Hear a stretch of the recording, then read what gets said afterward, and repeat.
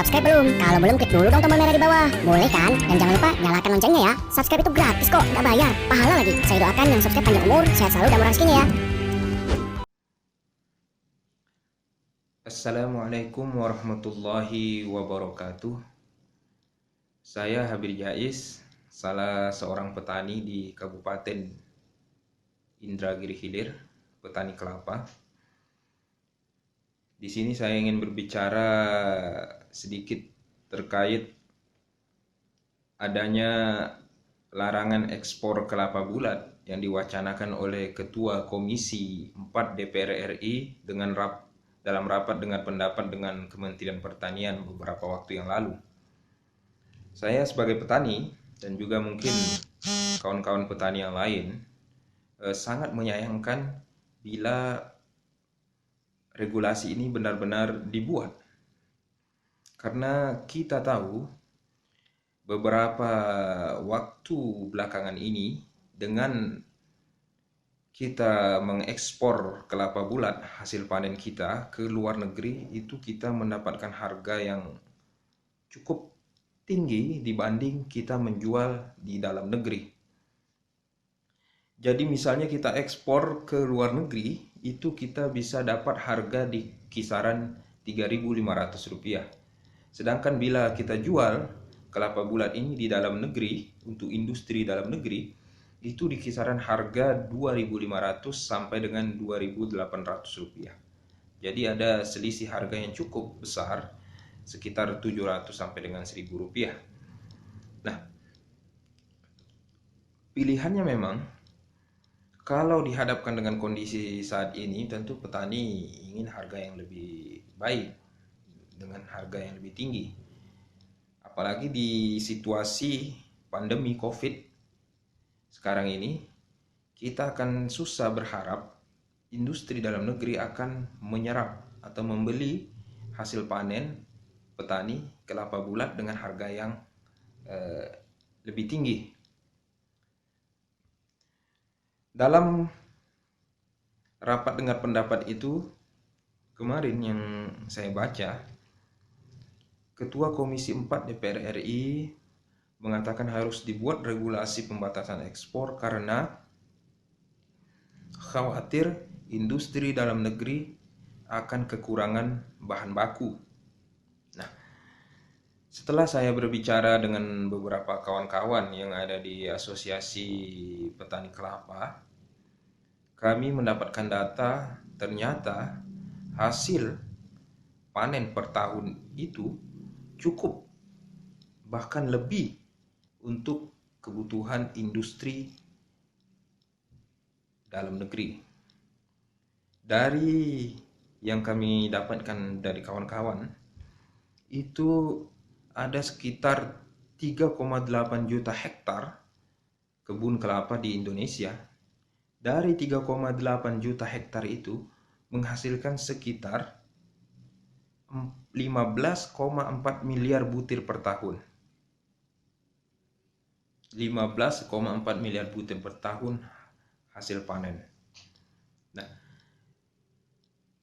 kebutuhan atau konsumsi rumah tangga itu 1,53 miliar butir per tahun. Dan kebutuhan dari data yang dari kawan-kawan asosiasi, kebutuhan industri dalam negeri itu 9,6 miliar butir per tahun.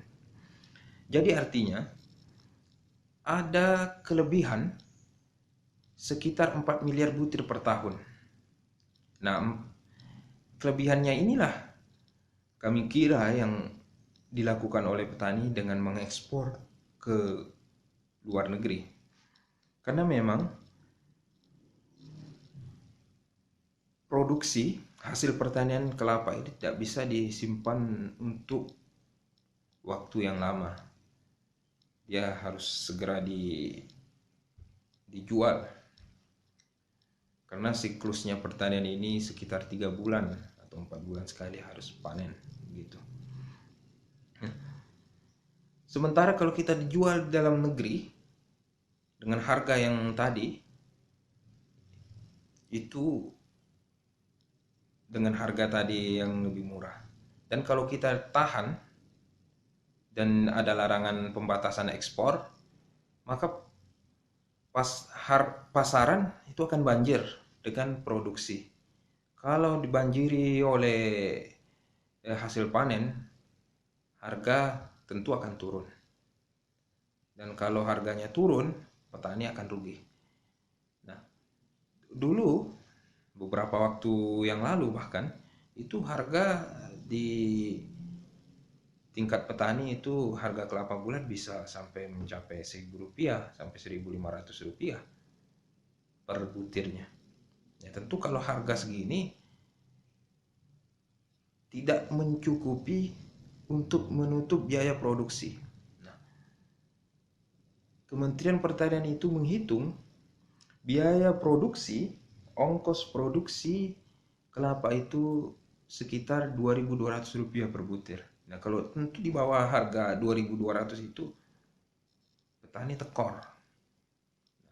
Dan seperti ini, hal-hal seperti ini yang mungkin harus kami kira dari petani meminta kepada pemerintah dan DPR ini duduk bersama dengan asosiasi petani, dengan petani kelapa, dan juga dengan industri. Kita dudukkan bersama, kita diskusikan, ya, kita berikan data yang valid bahwa bila tidak diekspor akan seperti ini, bahwa kebutuhan industri dalam negeri sebenarnya tercukupi, bahkan lebih. Nah, bahwa harga ekspor lebih mahal. Tentu petani juga ingin kesejahteraan.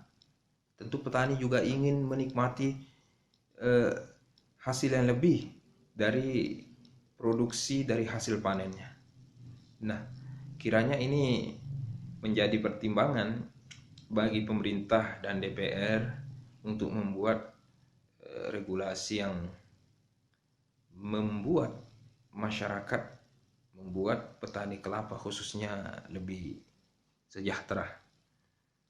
Demikian kiranya yang dapat saya sampaikan dari saya pribadi, dan juga ini mungkin harapan sebagian besar petani kelapa terkait dengan larangan ekspor yang disampaikan oleh Komisi 4 DPR RI beberapa waktu yang lalu.